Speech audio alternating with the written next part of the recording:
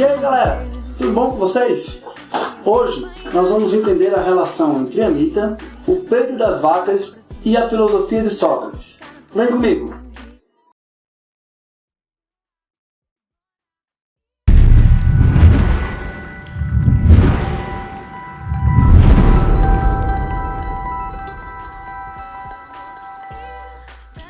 Diz a história grega que, ao ser questionada por Querofonte sobre qual era o homem mais sábio de Atenas, o oráculo de Delfos disse que era Sócrates.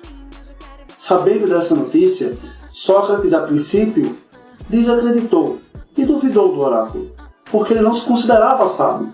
E aí ele começa uma jornada falando com vários sábios e tentando entender o porquê que ele era o mais sábio. E eis a sua conclusão. Ninguém de nós sabe nada de belo e de bom, mas aquele homem acredita saber alguma coisa sem sabê-la, enquanto eu, como não sei nada, estou certo de não saber.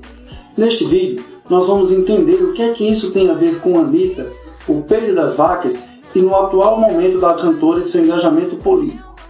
Mas antes, não deixe de se inscrever neste canal e de ativar as notificações. Assim vocês ficam por dentro de tudo que nós fazemos e todas as novidades. Isso também ajuda o YouTube a entender que esse conteúdo é relevante e a distribuí-lo para o maior número de pessoas possíveis. Na campanha eleitoral de 2018, a cantora Anitta foi muito criticada e questionada pela sua falta de engajamento. Na verdade, ela foi bastante pressionada por outros artistas, pelos fãs e pelas redes sociais a participar do movimento Ele Não, e a falta de posicionamento dela gerou grandes críticas. Mais recentemente, a cantora tem mudado de padrão e ela tem se enganjado cada vez mais em questões políticas. Recentemente, em entrevista no programa Conversa com Bial, a cantora revelou que sua falta de engajamento político se devia ao fato de que ela não se sentia confortável em se posicionar sobre assuntos que ela não dominava. Mais recentemente, devido à pressão, ela decidiu que deveria se informar mais, então ela procurou especialistas e começou a discutir com eles e tentar entender sobre esses assuntos. Entre suas empreitadas destacamos, por exemplo, a sua série de lives com a comentarista política da CNN, Gabriela Prioli, onde ela tenta entender de maneira mais simples possível o que é a política, como funciona a política, e isso tem gerado grande repercussão. Neste vídeo, nós vamos abordar especialmente um vídeo que ela gravou com o deputado Alessandro Molon, do PSB de Pernambuco, onde ela falava sobre a medida provisória 910, batizada como a MP da grilagem. Antes de começarmos essa discussão, é importante deixarmos claro que esse vídeo não tem cunho político e nós não vamos nos ater a questões políticas, vamos nos ater exclusivamente a questões científicas. No vídeo em questão, Anitta e Alessandro Molon discutiam sobre a medida provisória 910, chamada medida provisória da grilagem, em que eles tentavam incentivar o público a pressionar os deputados a não votarem essa medida provisória e retirarem ela de pauta. A medida provisória acabou sendo retirada de pauta por falta de acordo no Congresso e ela acabou se transformando no projeto de lei 2633 de 2020, projeto de lei que ainda tramita na casa. O vídeo gerou uma enorme repercussão e gerou para Anitta uma série de críticas. Eu decidi analisar este vídeo e, para minha grata surpresa, eu descobri que o vídeo é repleto de conceitos científicos. Vários temas abordados lá são vistos por nós na escola. Por isso que eu decidi trazer esse vídeo. Claro, na live, Anitta e Alessandro Molon simplificam esses conceitos. Então, meu intuito aqui é pegar ponto a ponto desse vídeo quais os conceitos científicos estão lá abordados e entendendo se eles estavam corretos ou se eles estavam errados cientificamente falando. Novamente, não vamos se ater às questões políticas do vídeo. Isso, o vídeo vai estar nas descrições e você pode se posicionar quanto a eles. O primeiro ponto importante que podemos discutir cientificamente é quando o deputado Alessandro Molon cita a influência das queimadas na Amazônia pelo fenômeno observado em 2019 na cidade de São Paulo, que foi conhecido como o dia que virou noite. Vocês que não sabem, em um dia específico na cidade de São Paulo, no ano de 2019, por volta das 3 horas da tarde, isso é, às 15 horas, o céu de São Paulo ficou totalmente escuro e foi preciso acender as luzes artificiais da cidade. E o deputado Alexandre Molon atribui esse fenômeno às queimadas na Amazônia e ao desmatamento. Mas ele está correto? Vamos analisar. Na verdade, esse fenômeno aconteceu realmente devido às queimadas na Amazônia. Os cientistas explicam que durante o excesso de queimadas na Amazônia em 2019, que foi amplamente noticiado, a fumaça das queimadas, como ela sai muito quente, a temperatura muito elevada, ela acaba atingindo camadas mais altas da atmosfera. Lá, ela encontrou com correntes de ar que favoreceram o seu transporte até que ela chegasse à cidade de São Paulo. E houve uma série de condições climáticas e meteorológicas que fizeram com que essa fuligem, esse material particulado altamente denso, se concentrasse sobre o céu de São Paulo, fazendo assim com que ele escurecesse. Mais links na descrição desse vídeo para que você possa se aprofundar sobre esse assunto, mas ele estava correto. Um detalhe a ressaltar é que essa fumaça se concentrou nas camadas mais altas da atmosfera, logo teve pouco impacto para a saúde dos seres humanos. Porém, esse fato não é isolado. Há registros, por exemplo, de fenômenos parecidos em 2010 e 2017 também na cidade de São Paulo. Não é uma coisa nova. Outro ponto importante do vídeo é quando ela corrige o deputado Alessandro Molon, dizendo que a Amazônia não é considerada o pulmão do mundo pelos especialistas. Realmente, a Amazônia não pode ser considerada o pulmão do mundo. Porém, conforme a cantora diz no vídeo, isso não significa que a Amazônia não tem uma influência para o clima global. Na verdade, a Amazônia opera 3 serviços essenciais para a manutenção da vida no planeta. O primeiro deles é a sua biodiversidade. Para vocês terem ideia, 20% de toda a biodiversidade do planeta pode ser encontrada na Amazônia. Então ela é um ecossistema extremamente importante para que a gente mantenha essas espécies, inclusive para que a gente possa estudá-las e aprender com elas. Estudar as espécies da biodiversidade da Amazônia pode ser uma fonte inesgotável de conhecimento, pode ter cura para várias doenças e várias outras aplicações para a ciência e no dia a dia. Então, ela presta esse grande serviço de manter a biodiversidade do planeta, de abrigar a biodiversidade do planeta. Outro grande serviço da floresta amazônica para o planeta é no controle do regime pluviômetro. Isso acontece porque as plantas da floresta amazônica elas transpiram. Essa transpiração das árvores acaba aumentando a umidade do ar, que em contato com a atmosfera acaba tendo grande influência sobre o regime pluviômetro, inclusive na região sul do país. Além disso, ela tem um grande efeito sobre o ciclo do carbono. Quando você desmata uma grande área de floresta, na verdade você está eliminando um grande fator de captura de carbono da atmosfera, porque as plantas capturam o carbono e emitem e liberam oxigênio. Quando você desmata muita coisa, você acaba tirando muito desse poder de captura do carbono que nós temos. E isso tem uma relevância e tem uma influência direta sobre o efeito estufa. Só um detalhe para ressaltar, que o efeito estufa em si só, ele não é um problema para o planeta. Na verdade, sem o efeito estufa, a vida no planeta ela seria impossível. O grande problema é o aumento exagerado do efeito estufa, o que ocasiona o aumento da temperatura de forma descontrolada, e grande parte causada pelo homem. Dito isto, sabemos que a Amazônia não é o pulmão do mundo, mas ela tem uma grande influência no seu clima. Na verdade, a floresta amazônica e a temperatura global, elas têm uma relação de retroalimentação, que significa que quanto mais a gente consome da floresta amazônica, mais aumenta o efeito estufa, mais aumenta a temperatura, mais eu tenho influência do aquecimento global. E quanto maior o aquecimento global, menor a capacidade da floresta amazônica dela se reconstruir. Eu estou simplificando esse conceito para que vocês possam entender. Se vocês quiserem se aprofundar, eu estou deixando uma série de links e de artigos científicos aqui embaixo para que vocês possam fazer uma pesquisa mais aprofundada.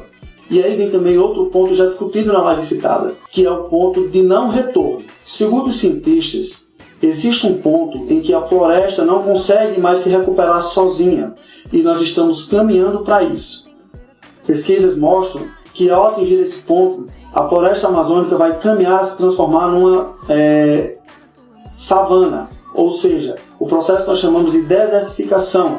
E isso vai ter consequências não só regionalmente no Brasil, mas globalmente por tudo isso que nós já vimos. E isso é bastante preocupante. Depois de todas essas discussões, chegamos ao ponto mais polêmico do vídeo, que é quando Anitta e Alexandre Bonfim começam a discutir sobre o rebanho nacional. Primeira grande crítica é quando Anitta fala que existe mais cabeça de gado no Brasil do que cabeça de gente. E ela está certa. Segundo dados do IBGE, em 2018, o Brasil tem um rebanho bovino de 213,5 milhões de cabeças de gado. Isso só de gado comercial. Enquanto nós tínhamos uma população de 210 milhões de habitantes, segundo dados do IBGE. Ou seja, nós tínhamos mais cabeças de gado do que cabeças de gente. Claro, a cantora simplificou, ela não falou com rigor científico, mas ela estava correta. Na verdade, o rebanho comercial brasileiro é o maior do mundo. O rebanho brasileiro, para vocês terem ideia, é maior do que o rebanho da China e dos Estados Unidos juntos. E é 4 vezes maior do que o rebanho da Argentina. E esses 3 países ocupam, respectivamente, 2º, 3º e 4º lugar em tamanho de rebanho. Ou seja, o Brasil tem um dos maiores, é o maior rebanho do mundo, perdendo apenas para a Índia, onde o animal é sagrado. E o ponto mais polêmico, que gerou vários memes na internet, além de críticas exageradas, acontece quando a cantora fala que o peito das vacas, ela usa essa palavra, é responsável por aumentar o efeito estufa. E isso gerou uma série de discussões e de críticas na internet. Mas, na verdade, mais uma vez a cantora está correta. A digestão da alimentação do gado gera o que nós chamamos de gás metano, o CH4. E as pesquisas mostram que o potencial de efeito estufa do gás metano, o CH4, é 25 vezes maior do que o do gás carbônico, o CO2.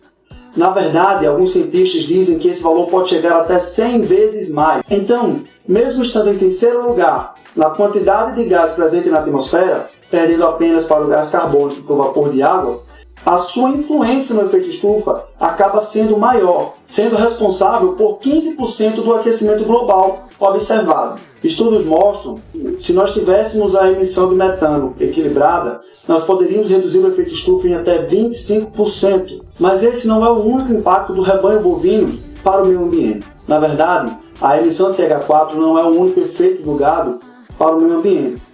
Ele também tem grande influência no consumo de água. Só para vocês terem ideia, em 2017, segundo o relatório da Agência Nacional de Águas, a ANA, o abastecimento do rebanho consumiu 10,8% de toda a água consumida no Brasil naquele ano, perdendo apenas para a irrigação, que foi responsável por mais de 50%. Só para vocês terem ideia de quanto é isso, se nós pegarmos o abastecimento urbano e o abastecimento das comunidades rurais no Brasil, elas juntas foram responsáveis por 11%, enquanto apenas o abastecimento do rebanho consumiu 10,8%. Ou seja, nós consumimos em 2017 quase a mesma quantidade de água para abastecimento das casas dos seres humanos para o abastecimento do rebanho. E isso é muito. Mas não só o consumo de água, também o consumo agrícola.